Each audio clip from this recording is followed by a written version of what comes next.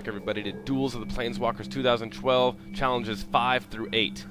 We are in challenge Lust for Blood right now, and it's going to start off with Garruk attacking with his 8/8 Terra Stomper. And as you can see, we have 8 life too, which would normally kill us, but we have Vampire Nighthawk with Flying, Death Touch, and Lifelink, and because of this awesome Sword of Vengeance, he also has First Strike, Vigilance, Trample, and Haste.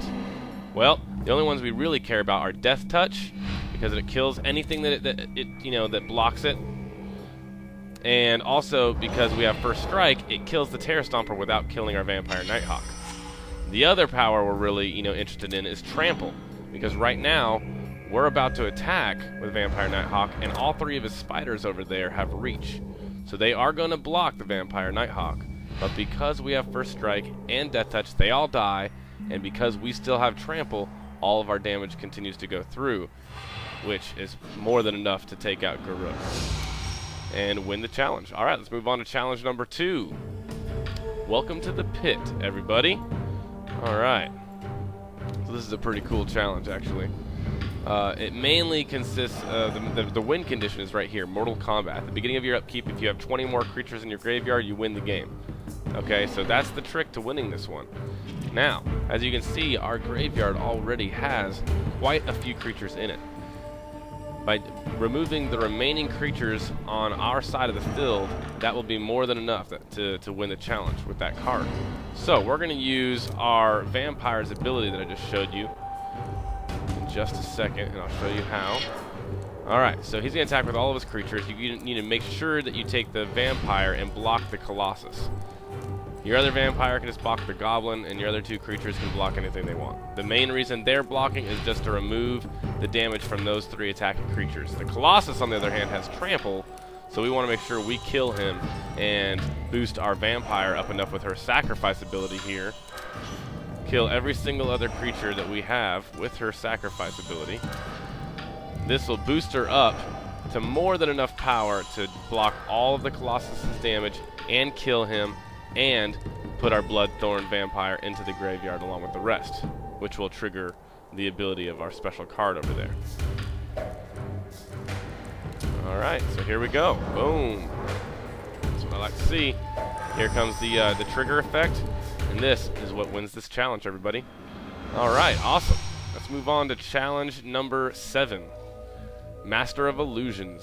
This is actually a really, really cool challenge. It's one of my favorites. I just love it because I love Time Warp. I love the color blue. As you can see, you have no maximum hand size because your artifact on the table there. That's why we have so many cards.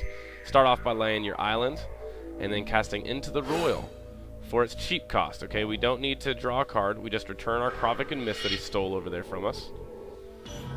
Alright, so now we have our Kravik and Mist back in our hand. The cool thing about this card, as you can see, his power and toughness are equal to all the illusions on the battlefield. Alright, so what we're going to do is we're going to cast him out first. He starts off as just a little 1/1, which isn't, enough, but we have Time Warp on our hands, so make sure you cast Time Warp on yourself. That's the next trick. And then we still have 1 mana remaining, so what we want to do is cast Preordain here. Oop, let me try and get it here. Alright. It's going to allow us to look at the top 2 cards of our hands, put 2 on the bottom, or put anything on the bottom of our library, and then draw a card. Alright, so we need to choose both of those cards so we can draw Summoner's Bane. This allows us to counter a target creature and then put a 2/2 illusion creature on the battlefield. Okay, so now it's the start of our next turn. You want to start off by casting all of your Phantasmal Bears, which are all illusions, and they boost the Kravik and Mist. So now it's a 2/2, now it's a 3/3, and now it's a 4/4. But since Jace has 5 health remaining, we need to boost him up to 5 damage. So we're going to cast the Dreamborn Muse here. But Dreamborn Muse is not an illusion. So what we're going to do is we're going to pause the game. We're going to cast Summoner's Bane on our own Dreamborn Muse. And then Summoner's Bane will give us another 2/2 illusion creature, boosting our Kravik and Mist to 5/5.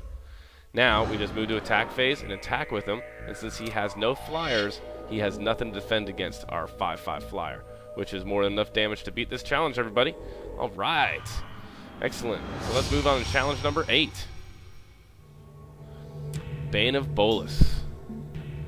Alright, guys, let's do this final challenge in this video. Let's get it done. Alright, so what we're going to do here is we're going to start off by casting Ether Tradewinds, which allows us to return one of our permanents and return one of his permanents to their hands. We're going to return our Thunder Dragon and his Blood Tyrant, the only flying creature he's got, which is why we return him, because it could block our other flying dragon here. Okay, so then we move to attack phase. And the cool thing about this dragon here, Spellbound Dragon, is we get to, whenever we attack, we discard a card and it gets plus X, plus 0, where X is the cost of the converted mana cost of the card that we discard. And this is why we return Thunder Dragon to our hand, because he costs 7 mana, which will boost the Spellbound Dragon up to 10 damage, or 10 power, which is exactly enough to take out Bolas and win the final challenge in this video, everybody. Alright, thanks a lot. I'm AncientMagi, and come back again.